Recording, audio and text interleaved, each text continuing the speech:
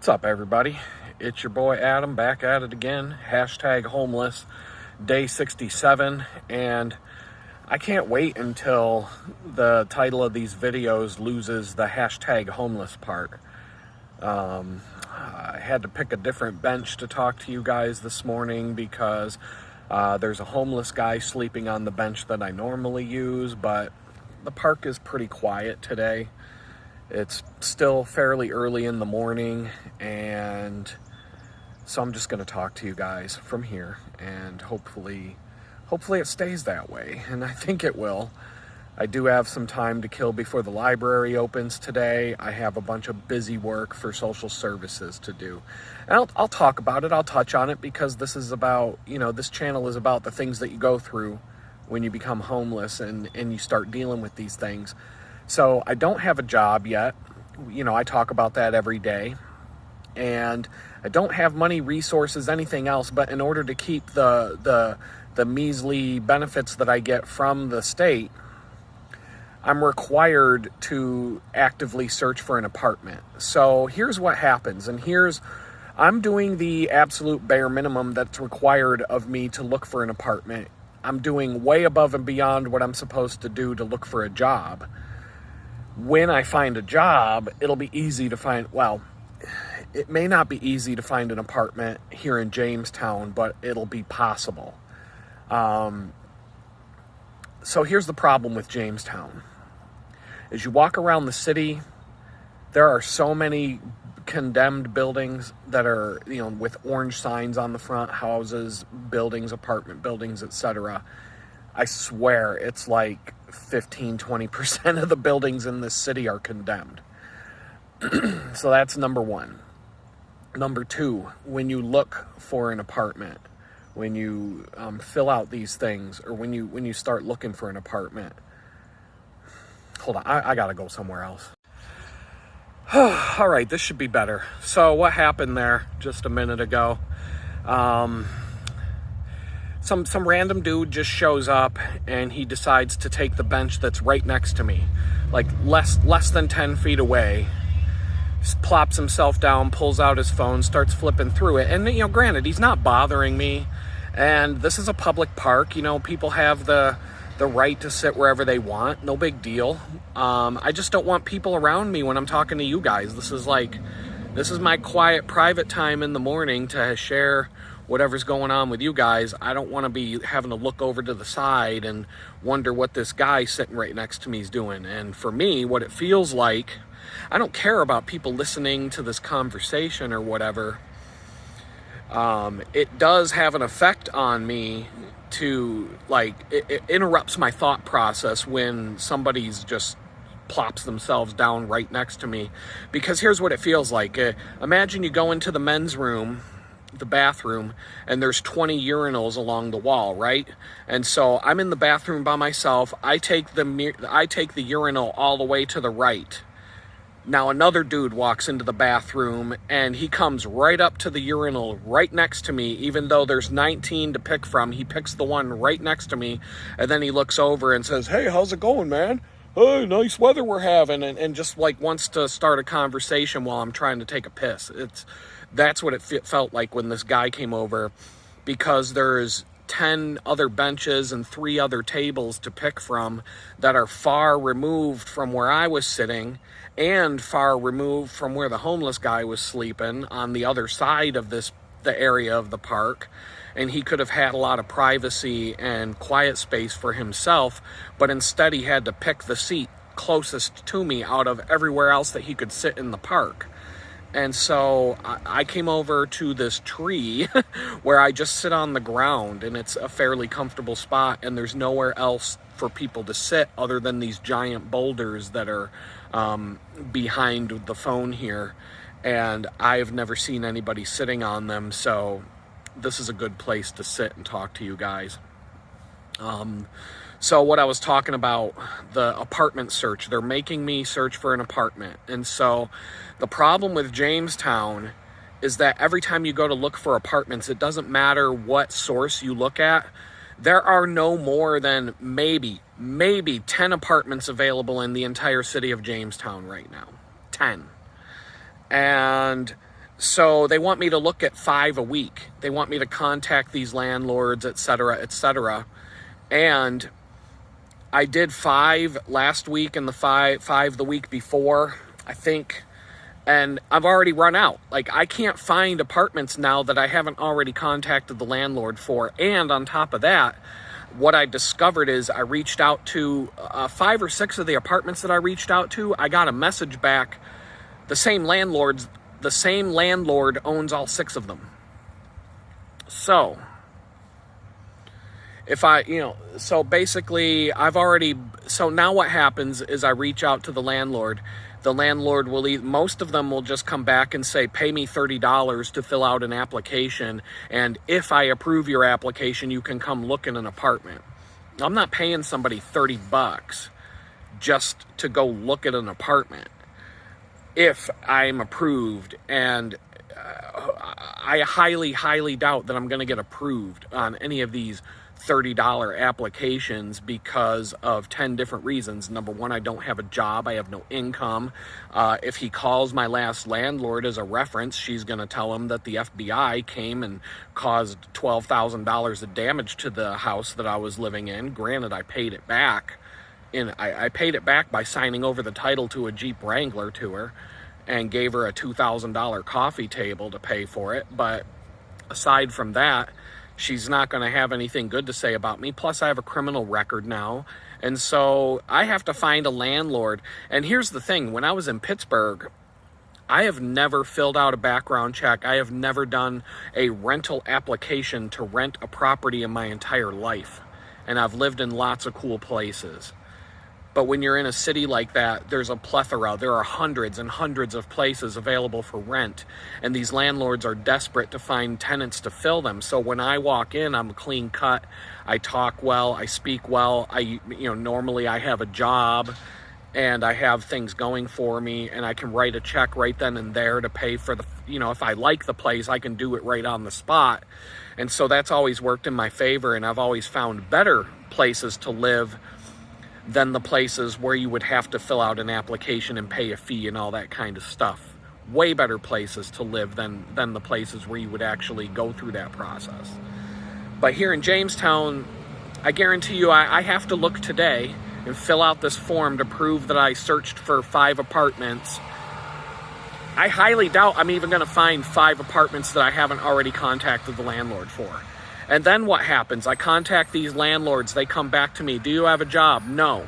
Do you have income? No.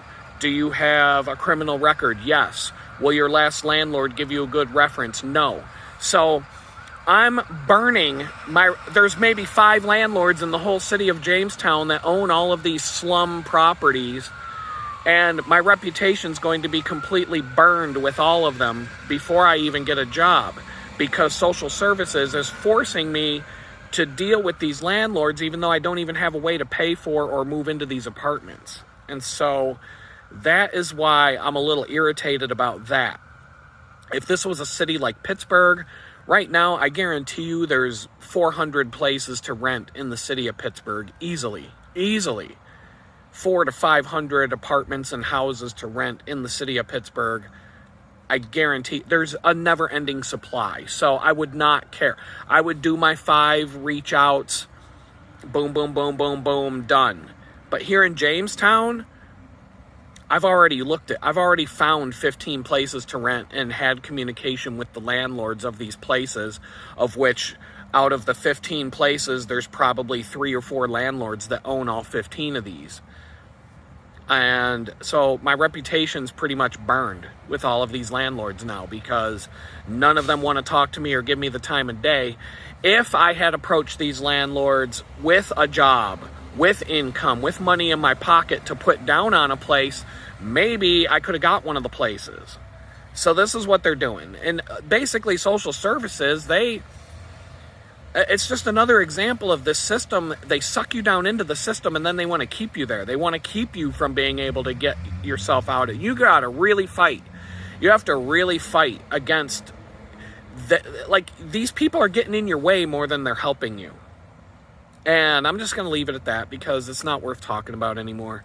The homeless shelter this morning, in yesterday's video, I talked about some of the stuff going on, and I need to have a talk with the director. Well, when the director walked in this morning, it was a mob scene. A mob scene. She was being hounded by 20 different people at once.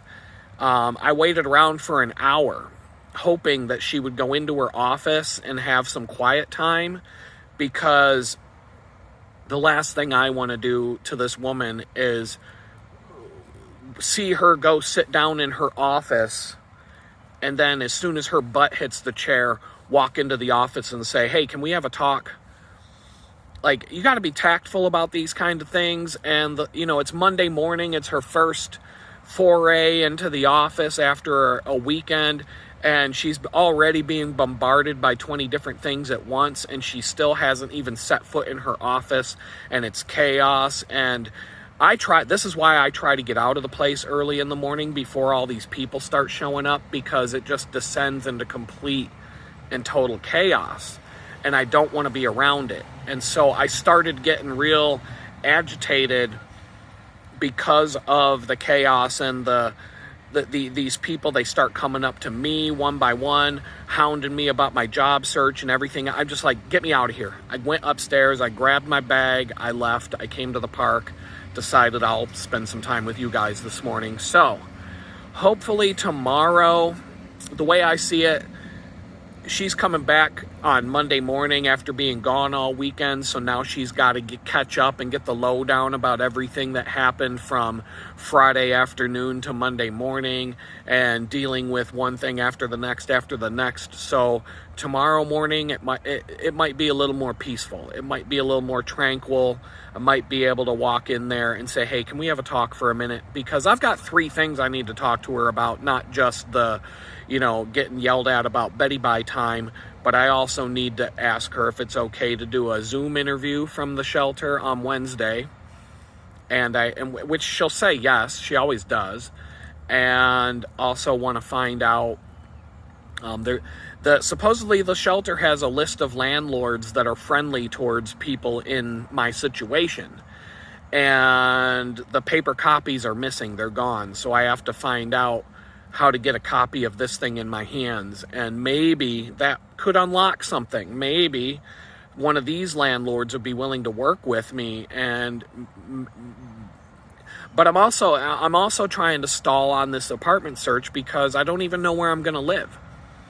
Like I said, the Department of Probation in Pittsburgh, the officer in Pittsburgh is pushing for me to be able to move to Houston, Texas right now. And so I don't want to get settled into an apartment here in Jamestown with a lease and then find out, oh yeah, you can move to Texas now. And I don't know, maybe I can get a job in Pittsburgh. I have a job interview with a company in Pittsburgh on Wednesday this week, like I just said. So everything's up in the air. I really don't want to spend my time looking for an apartment with all this stuff up in the air and without a job, without income. Even if I get assistance to pay for a month's rent, 2 months rent or whatever, what happens if I can't find a job by the first of the month when that assistance runs out? I'm back out in the street, and now I've burned my reputation with yet another landlord who's going to say, well, he couldn't make his rent, I had to kick him out. So it's just too much. It's too much to deal with right now. So I am focusing on one day at a time. Let God sort out these problems. It's not worth my time to sit and fester on this today. I've got plenty of stuff to do today. Let's see. Aside from the social services busy work, so the resume trick that I talked about yesterday, changing my resume a little bit, it's already having an effect.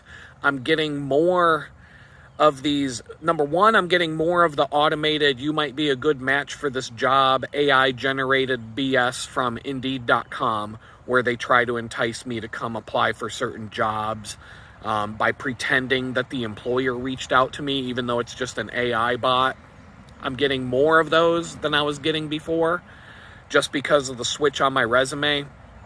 And I also had a company reach out to me last night.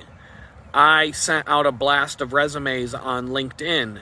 As soon as I got done fiddling with my resume and changing it around and changing my LinkedIn profile, I think I sent out 21 resumes that night just to see if I would get any kind of response from those, because usually on LinkedIn I get no response at all from any resume I ever send out.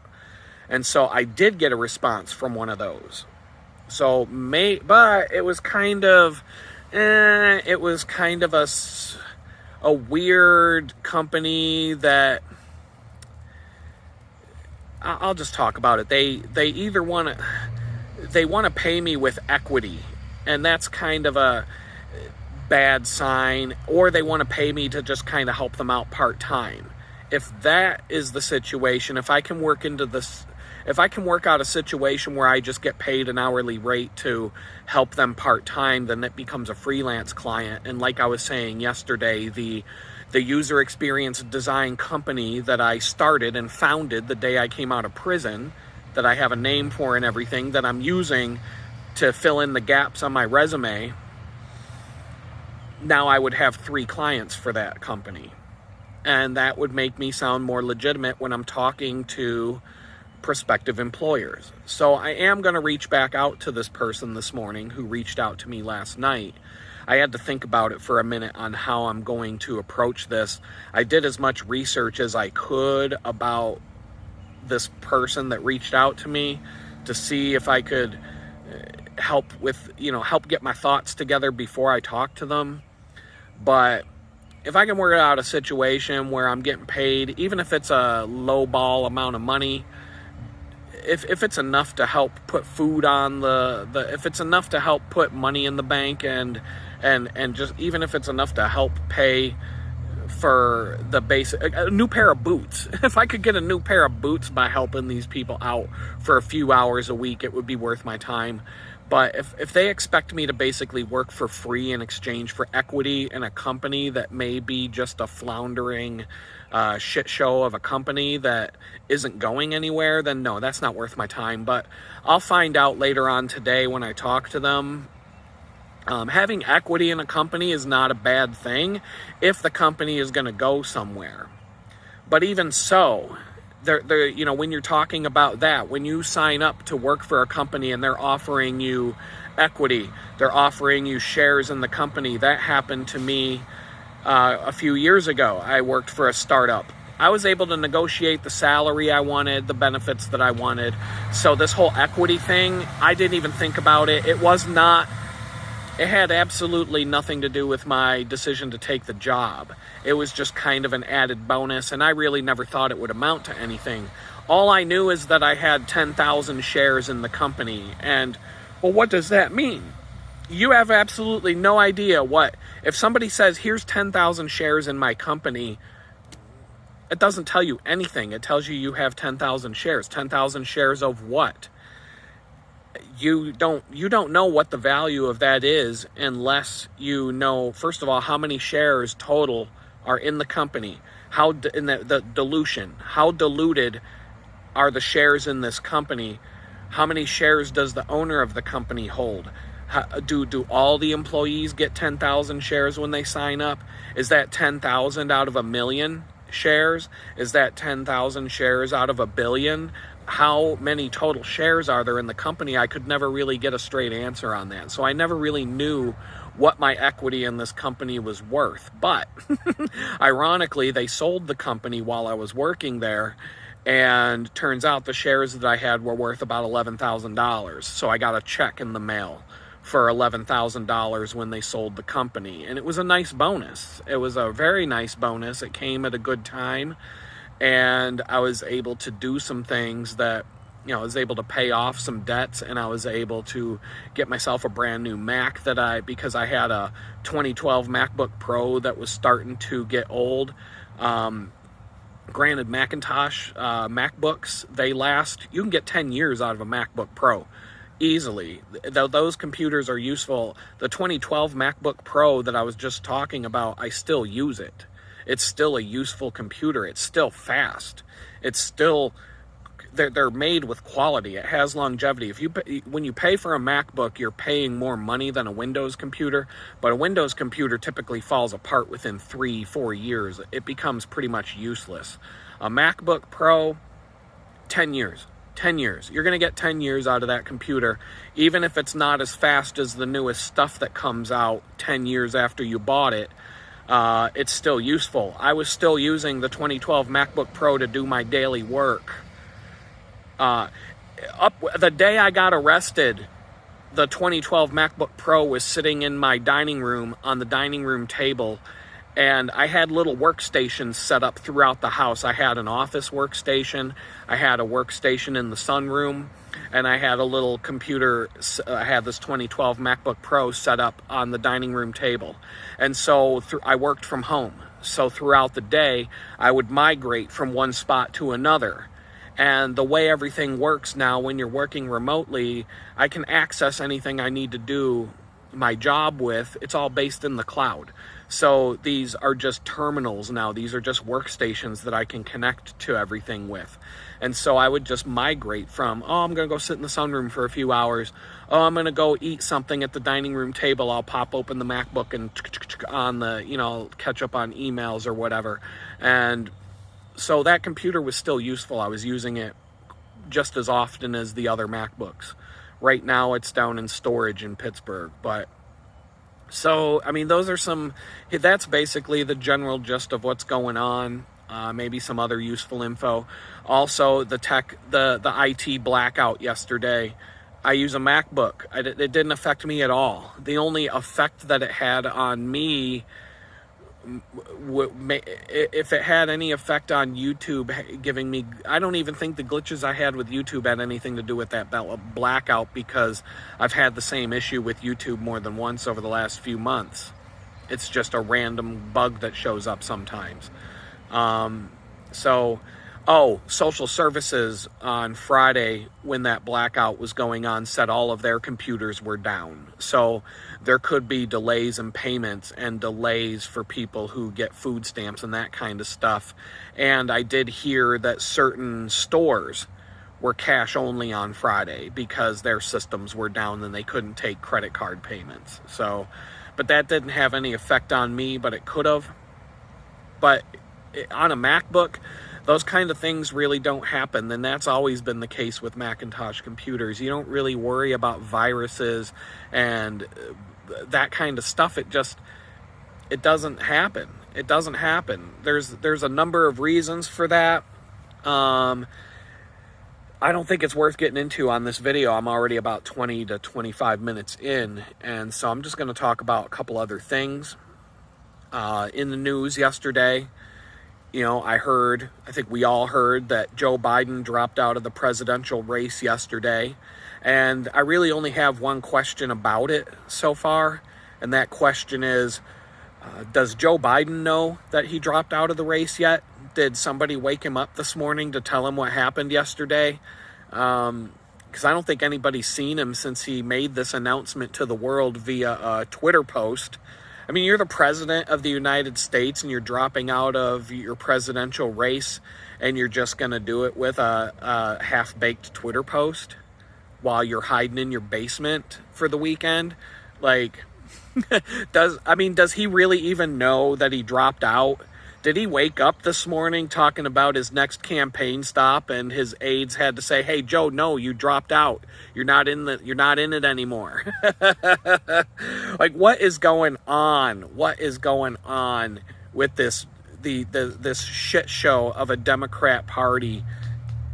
It's hysterical to watch. It's absolutely hysterical to watch this. Well, I got to be careful today because yesterday, a bunch of you put me on blast, you trolls in the comment section. You told me yesterday's video was way too long. Way too long. I get a bunch of comments the other day saying that I should make longer videos. And several of you said that you would enjoy that. And I even said yesterday, the stats don't line up to support what you're saying. They really don't. But I had a lot of time to kill yesterday, so I made a longer one for you. And then what happens? Now, I get put on blast because the video's too long. I get put on blast yet again because now the video is too long. So this is exactly why I don't care about anybody's opinion right now. Because no matter what I do, people are going to show up and complain. And my philosophy is, if I'm damned if I do and I'm damned if I don't, then I'm just going to do whatever I want. Because who cares? So, Goldilocks. First the videos are too short, then the videos are too long. So can you tell me down in the comments section what length of video would be just right? Can you tell me what length of video would be just right?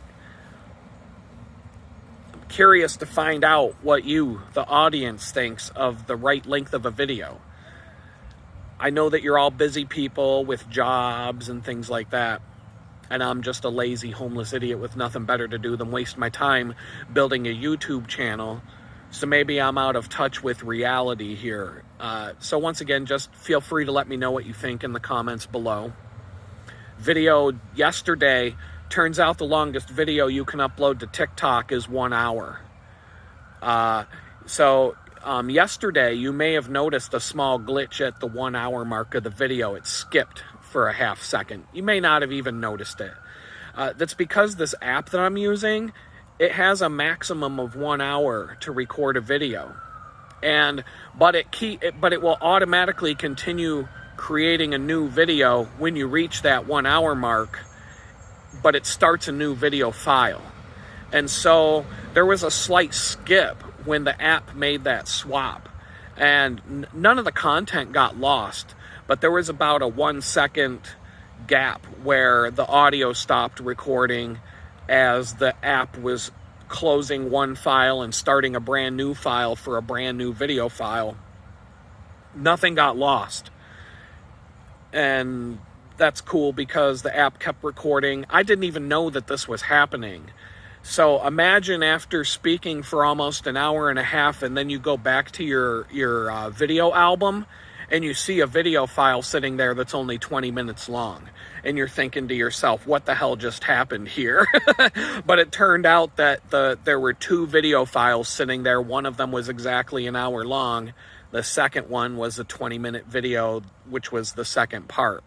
And so that was a little disconcerting until I figured out what was going on. So I had to use an app to join the 2 videos together and then hit the upload button. And so I could have uploaded the 1 hour version to TikTok and just let it stop abruptly in the middle of a sentence. But I don't even care enough about TikTok to care. I hate that app. Honestly, it's the worst social media app I've ever seen since social media was invented. So I don't care what happens on my TikTok profile at all. Maybe as time moves on and I have more time, maybe I'll purge all the content I put on TikTok, all these long videos, and I'll just start uploading short little sound bites and tiny clips that are no more than 3 minutes long at the max. And just point people to come over to YouTube and Rumble if you want to watch the long form content. But for now, I just don't care. I could care less about it. Since yesterday was episode 66, I thought a nice long discussion about Satan and his dominion were in order. And it really just happened to take place on the correct episode number without me even planning it that way. So if you're watching this on Satan's favorite social media app, TikTok, then come on over to Satan's second favorite social media app, YouTube, and check out the content that you missed over there yesterday. The channel on YouTube is called Redeeming Light. And if you can't spell that, then I can't help you because I'm not going to bother putting it in the description on TikTok. I don't care enough about TikTok to bother doing it. And if you can't spell Redeeming Light, then you should just stick with TikTok because that's your home. It's good for people to stick around with their own kind. So I do have to make a correction on yesterday's video. Due to my dumb math and my ability to do good mathematics properly in the morning, I said that 15 of you will make it to the end. 15% of you will make it to the end of a 30-minute video. And then I said that 1.5 of you out of 100 will reach the end. So cut me some slack a little bit, because 15% means that 15 out of every 100 of you will make it to the end of the 30-minute video. That, that's why it's called percent per 100. So that was my mistake yesterday. It's more like 1.5 people out of every 10 will watch to the end of a 30-minute video. So I thought I'd be getting called out about that in the comments section, but most of you were just angry about the length of the video. And, the other things, the trolls, what are they going to do? They're going to troll. What are the haters going to do when they show up? They're going to hate. It doesn't matter what you say. It doesn't matter what you do. The haters going to hate. The trolls are going to troll. A perfect example, yesterday I was watching a video. A college-age woman, probably no older than 21, 22, has a eating healthy and fitness channel that she started while she's towards the end of her college. It's a relatively new channel. As of right now, she has about 3,000 followers, but she was talking about, she had a 15-minute video, fairly professionally edited. It was that typical YouTube editing style where people try to cut out their ums and and that kind of stuff by doing weird like camera zooms and stuff like that and quick cuts. So every third sentence there's a cut and she starts another 2 sentences and then there's a cut where it zooms in. She talks a couple more sentences, cut, zooms out, that kind of stuff that you see on YouTube. That's what they're doing when they do those quick cuts. They're trying to cut out the problems in their speech by doing quick cuts where you only hear 2 or 3 sentences at a time. And then they're also trying to whittle down their speech to that magic 10 to 15 minute window that YouTube says your videos are supposed to fit within. So that's what that's all about. But the whole video yesterday was about this woman talking about how YouTube changed her life. And she was, this woman, she's not swearing. She's not talking about politics. She's not talking about any sensitive subjects. Her channel is curated and focus group approved and following the analytics and the YouTube best practices. And she's playing by all of the rules meticulously on her channel. And she's dressed up really nice, and she picked the right background in her apartment so it looks all professional and, all the stuff that the YouTubers do. And she's talking about in this video about how being on YouTube, she hesitated. She didn't want to do it for a long time. She's too much of a perfectionist.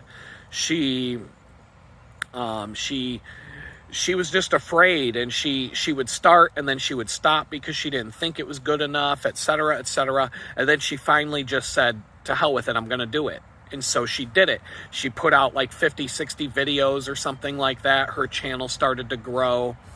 And then she's talking about how it changed her life and how it changed her life in terms of, she's saying, I have more confidence now, and I have a feeling of accomplishment, and I have all these positive things that doing this YouTube project brought to her. And so what did I do? I go and start reading through the comments, right? And there's it's just like my channel where 9 out of 10 comments are positive and encouraging her to keep moving on. But every 10th comment, there's a troll that says, well, if you're so confident now, how come you sound nervous when you're talking to us in the videos? And they're just like, there are all these comments where these haters are just showing up and putting this poor woman on blast and treating her like crap and telling her how she's doing everything wrong, and I hate the sound of your voice, and you sound like a nervous wreck, and all these other things. And I'm just like, you know what? Fuck you, people. Fuck you, people. Like, you gotta leave that. Like, if this woman can't put up a video without getting bombarded with a bunch of idiotic trolls in the comments section, then nobody can put a video on YouTube without a bunch of idiotic trolls showing up to put you down. And so that's just a lesson for all of you. If there's any of you out there that want to do something with your life, whether it's put videos on YouTube, whether it's something in your life, whether it's a career that you want to pursue, whether it's a lifelong dream that you want to pursue, whether it's a business that you want to start, whether, you want to start selling stuff on Etsy. And let me just tell you that being afraid of what other people think is going to stop you from accomplishing your dreams in life. You're going to be laying on your deathbed someday wishing that you had gone to do all the things that you want to do. That's, you talk to somebody who works in hospice or somebody who's around that kind of stuff all the time, and that's the number one people do when they're on their way out the door, is they sit there in bed regretting all of the things that they didn't do because, they were just nervous about it. Or one of the big things that hold people back is, I was too worried about what other people are going to think. Well, I'm here to tell you that other people are going to think you're an idiot. Other people are going to hate you. Other people are going to show up to rain all over your parade. Other people are going to put you on blast. Other people are going to criticize everything you do. If people tell you to zig and you zig, then they're going to show up to tell you you should have zagged. And then if you turn around and zag because they told you to zag, all the people that told you to zig are going to get mad. So you don't even know whether to zig or zag or go up or down. It doesn't matter what you do. People are going to hate. People are going to show up on this channel today and hate the video I just put out here. Go down to the comment section. You're going to see it. Is that going to stop me from doing it? No. I mean, you're not going to... I love it when the trolls show up because I don't understand how you trolls think you're going to compete with the guy who went to federal prison for 20 months for being an internet troll, and you think you're going to come here and out-troll the master troll? Like... Get out of here. Like, who do you think you are? Who do you think you're talking to here? You're not going to beat me. You're not going to get the last word. And, I mean, sometimes I don't respond to the certain comments because they're just not worth the time to respond to. But I do try to respond to most, even the trolls. And so I'm just going to leave it at that. Once again, Creepy Joe Biden. Does anybody even know if he's still alive yet? Did they? Yesterday was National Ice Cream Day. Did they bribe him with an ice cream cone to sign the paper saying that he was dropping out of the race? What's going on, America? Every 2 or 3 days, it's something new right now. It's entertainment. It's certainly entertaining. I mean, if you can't figure out that America is in a cold civil war right now, then you're just blind or you're a total idiot. I don't know what to say. If you have the ability to stock up on food, stock up on supplies, stock up on the things that you might need if the grocery store's closed for 3 months, you might want to do it now. I don't know. I know how hard it is. I saw this weird advertisement before a YouTube video yesterday of a girl. The video was a girl walking across the parking lot of a grocery store, and she was carrying 2 little cloth grocery bags. And the commercial had nothing to do with a grocery store, nothing to do with anything. I don't know what it was. I think it may have been a banking commercial or a payment processing. I don't know what it was. I wish I remembered. There's a reason why I can't remember. The commercial starts out by some woman who's holding the camera asking the woman carrying the grocery bags, so how much did you spend at the grocery store today? And the woman looks over and says, about $200. And they just continue talking and talking and talking about random things. But I'm sitting there, I'm like, wait a minute. This woman had 2 cloth grocery bags, 1 in each arm. Both of the cloth grocery bags weren't even half full of groceries. And she just said, I spent $200 on groceries. And then we just glossed over that like, oh, that's just the normal thing now. And we're talking about something else now. And we're not even going to address the fact that this woman has 2 bags of groceries that aren't even half full and she dropped 200 bones at the grocery store. Like, really? This commercial had nothing to do with the price of groceries. The conversation went in another direction. And it's an ad, so I couldn't pause the video and rewind and say, wait a minute, let me hear that again. If I see the ad again, I'll try to make note of it in detail and try to find a video of it so you guys can watch it. But I'm just sitting there like, wait a minute. What?